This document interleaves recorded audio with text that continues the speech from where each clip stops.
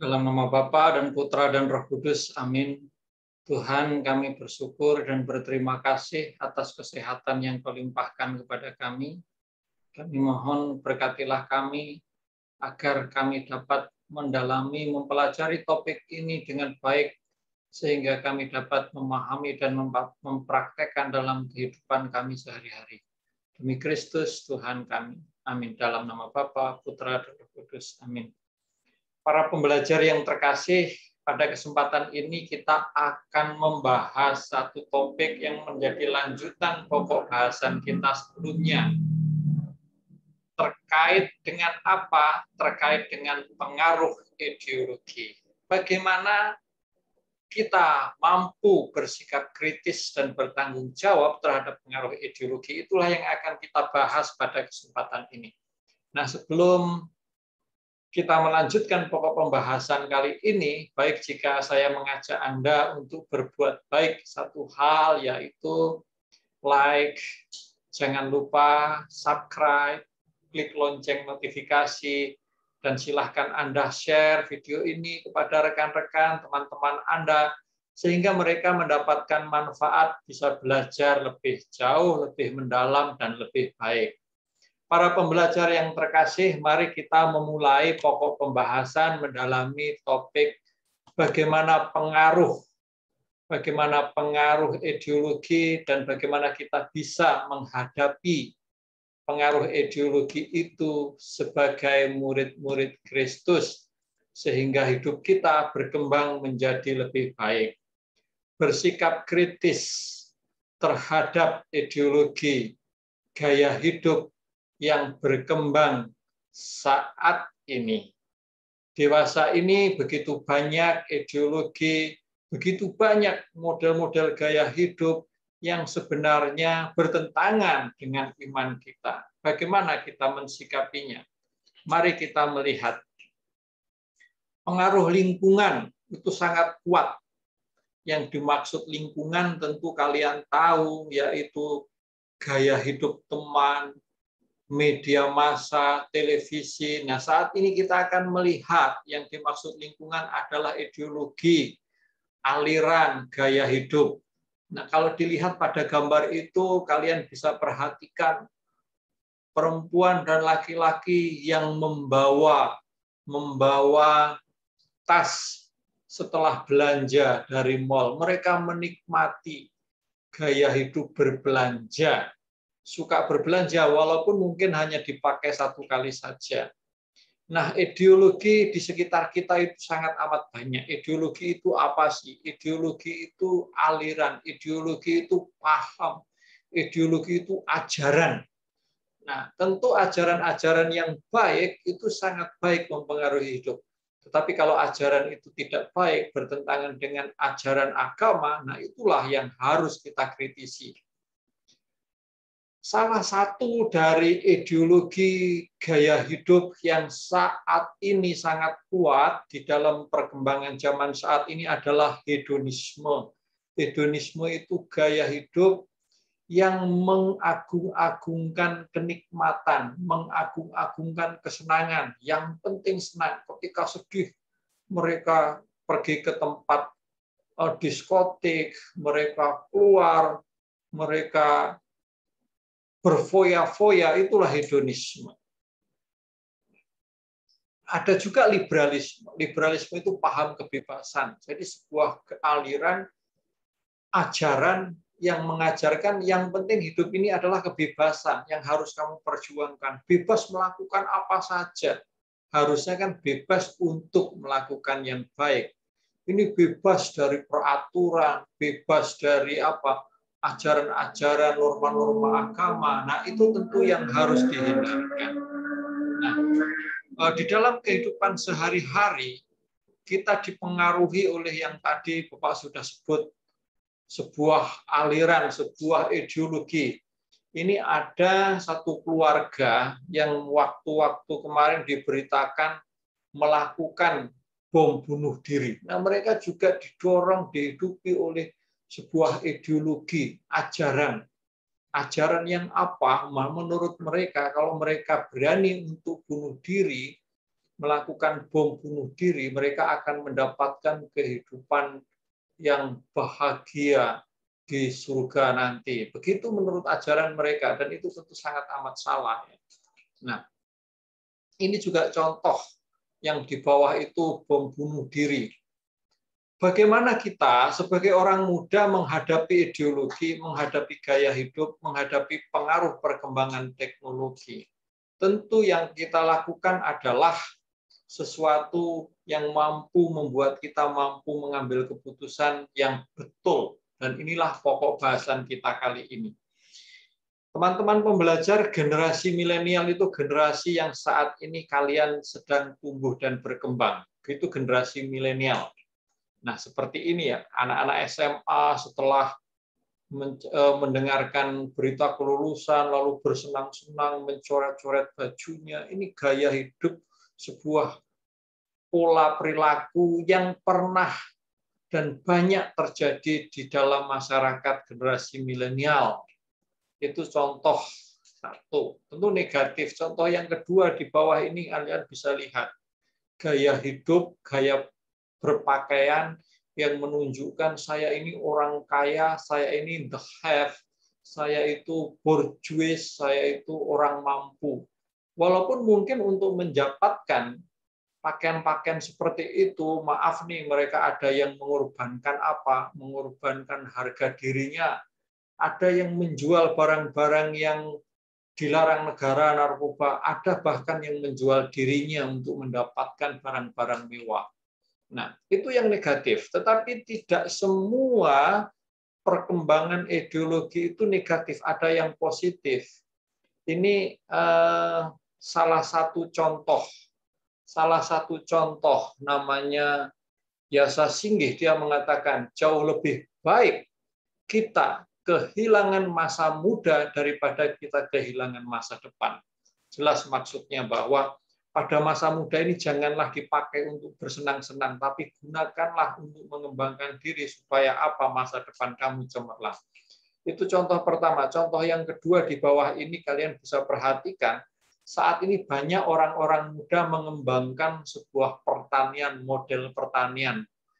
Petani milenial yang menanam dengan cara yang sangat baru, dengan teknologi, dengan pupuk-pupuk organik, dan seterusnya. Anda bisa lakukan terobosan-terobosan kreatif seperti di bawah ini.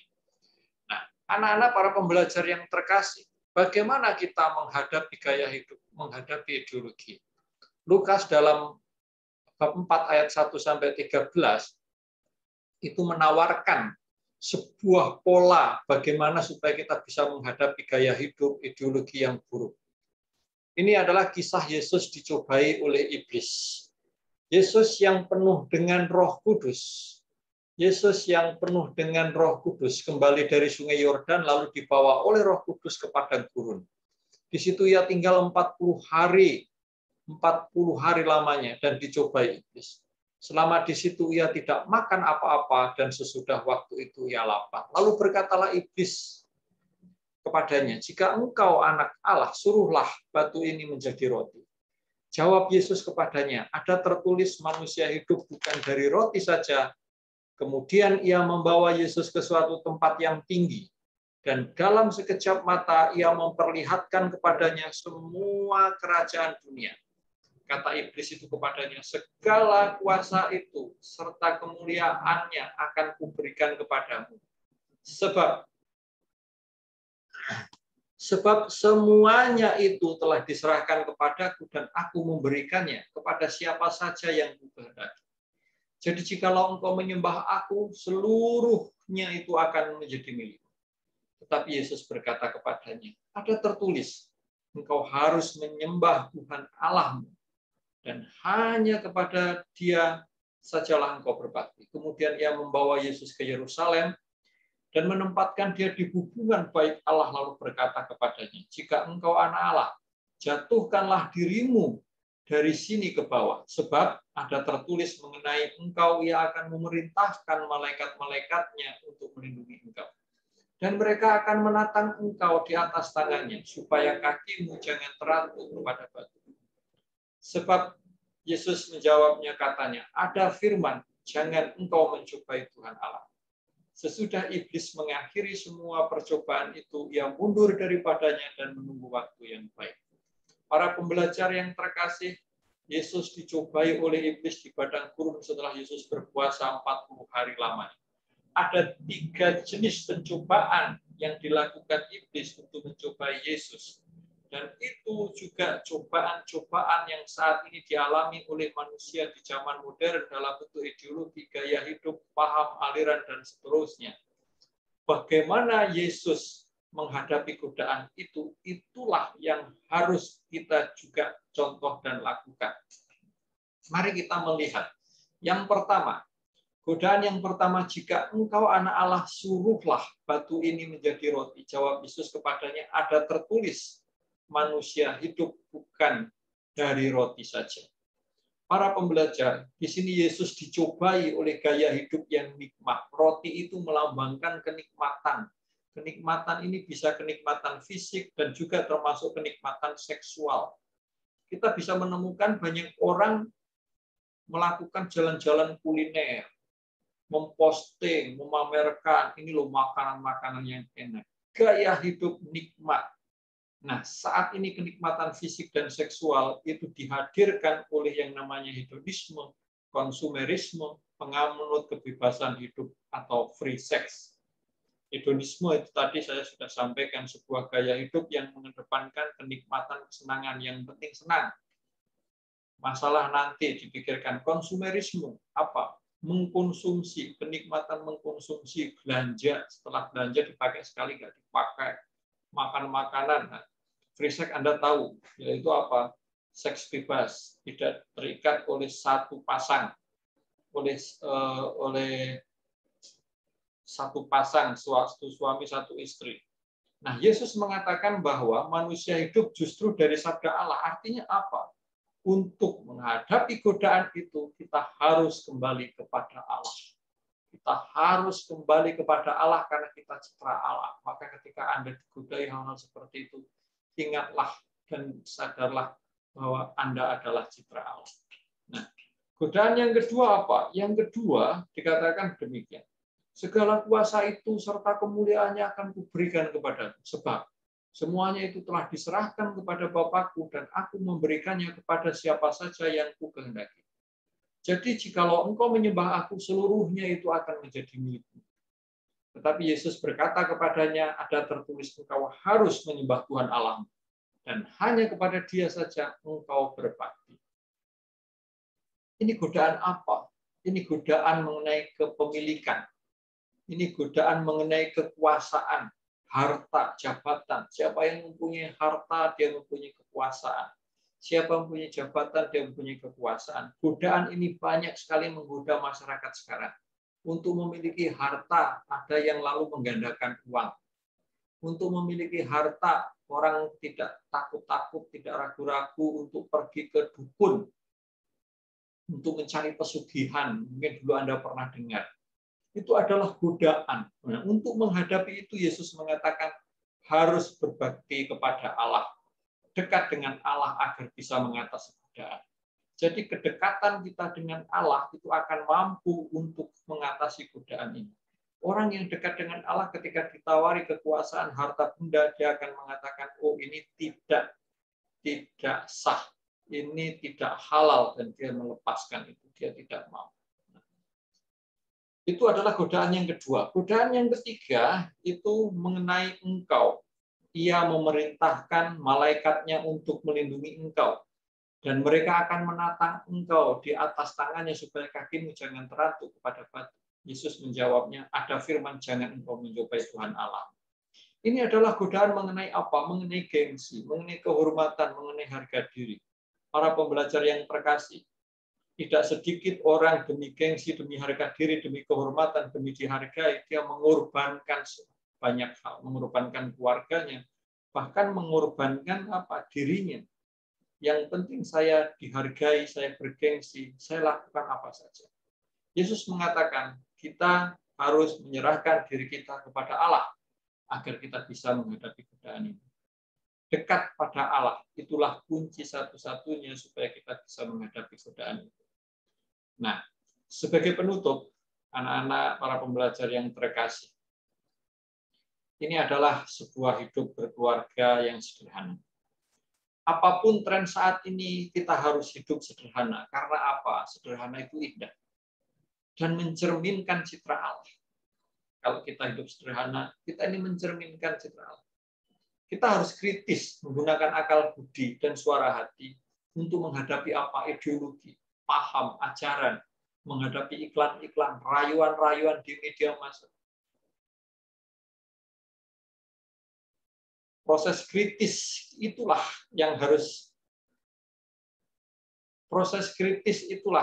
harus kita lakukan. Kritis terhadap ideologi, terhadap apa? Terhadap ajaran-ajaran, terhadap apa? Terhadap iklan-iklan. Dan kritis itu berarti menggunakan akal budi. Kalau kita mampu menggunakan akal budi, hati nurani kita akan bisa lebih baik. Nah, kritis itu berarti kita tetap menghidupi nilai-nilai luhur, tidak egois, melainkan memusatkan perhatian kita kepada sesama. Ini arti cinta kasih. Jadi tidak memusatkan pada diri sendiri, membuka diri kepada Allah. Jadi membangun relasi dengan Allah. Nah, sekarang untuk sebagai bahan refleksi, kritisi gaya hidup diri Anda sendiri. Di situ ada gaya hidup, ideologi, tren dalam diriku. Coba kalian tulis, saya cenderung bagaimana ya hidup saya? Apakah sering cenderung untuk mencari senang saya sendiri? Bahaya apa yang akan saya alami jika saya terus hidup dengan gaya hidup seperti itu? Kira-kira bahaya apa? Dan yang ketiga, apa yang akan aku lakukan agar tidak terjerumus di dalam bahaya seperti itu? Nah, saya yakin kalian paham dan bisa mengisi ini, lakukanlah dengan baik, karena ini akan menuntun Anda untuk menjadi pribadi yang sesuai dengan citra